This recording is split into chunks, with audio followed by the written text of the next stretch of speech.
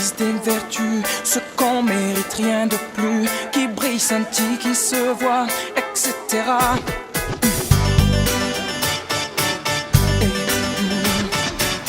On en rajoute tant et plus, sans mesure au superflu, de chic, de luxe et d'éclat, etc.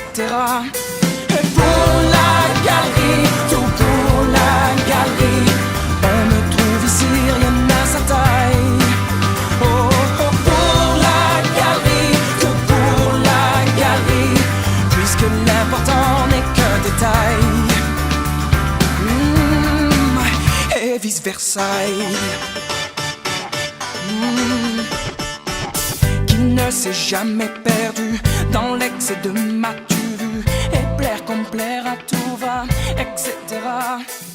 Pour la galerie, tout pour la galerie, on ne trouve ici rien à sa taille.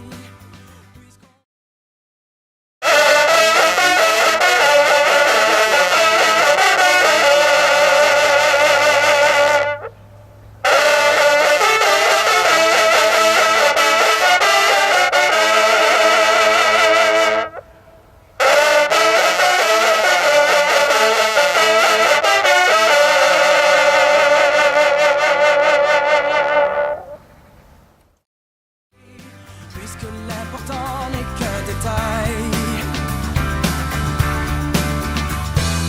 On ne fait rien sans bien. À qui ça revient? À l'image de soi-même. Si c'est pour son bien, on le fait comme... C'est donc sous forme de poursuite à l'odeur que la meute exerce sa prédation pour capturer la proie. Le prédaté, de son côté, dispose d'un véritable arsenal de défense instinctive destiné à fausser et compliquer la poursuite. La loi naturelle s'exprime alors en une alternative simple: qui renoncera à la course le premier?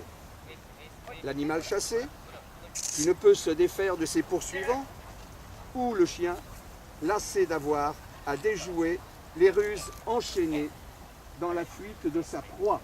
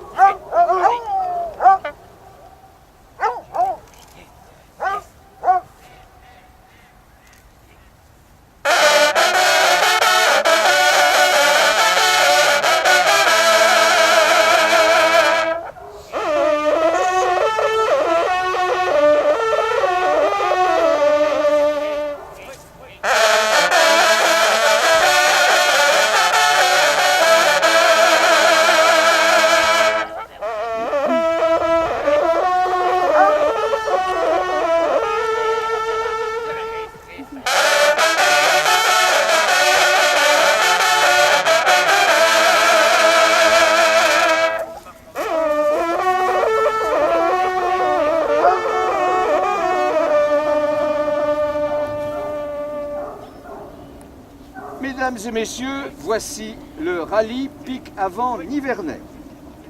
Fondé en 1919 par le marquis de Roual, grand-père de l'actuel maître d'équipage, il chasse dans la voie du Cerf, en forêt domaniale des Bertrands.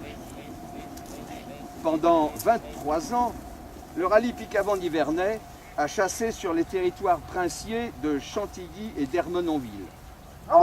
Aujourd'hui, c'est avec plaisir qu'il se trouve sur le domaine royal de Marly, acquis par Louis XIV au seigneur de Montmorency et situé à moins de 3 lieues de Versailles. La meute se compose d'une centaine de chiens français blancs et noirs, ici on n'en a apporté que 30, servis par Laurent Dubois, dit Pic Avant.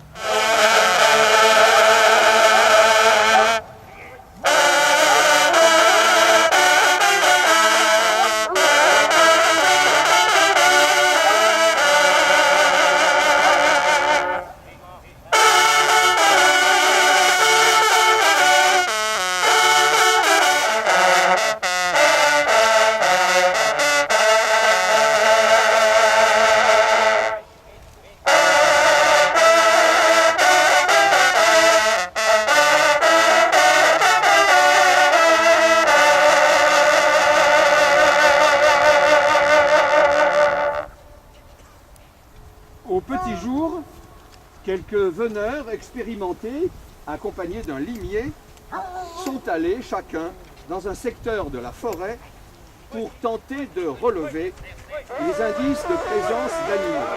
Et la foule habituelle des suivants se retrouve au rendez-vous pour mieux le rapport, c'est-à-dire le compte rendu de la quête matinale. Le piqueux encourage ses chiens tandis qu'ils prennent connaissance de la voie, trace odorante que l'animal a laissée derrière lui.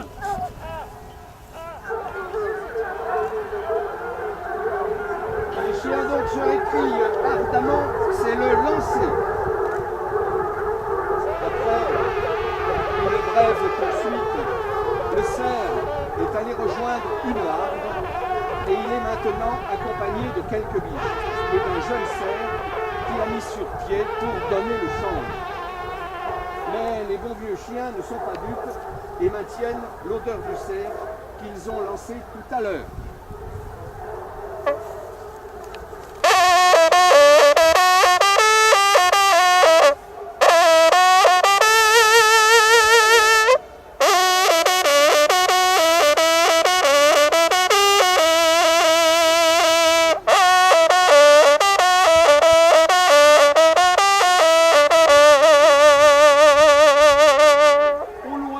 Le débouché. Le cerf est sorti de la forêt et a pris la plaine. La meute prend du retard sur cette voie plus légère qui traverse sans champs égarés. Puis, il se rend à un étang qu'il connaît bien, s'y rafraîchit au passage et a aussi son odeur.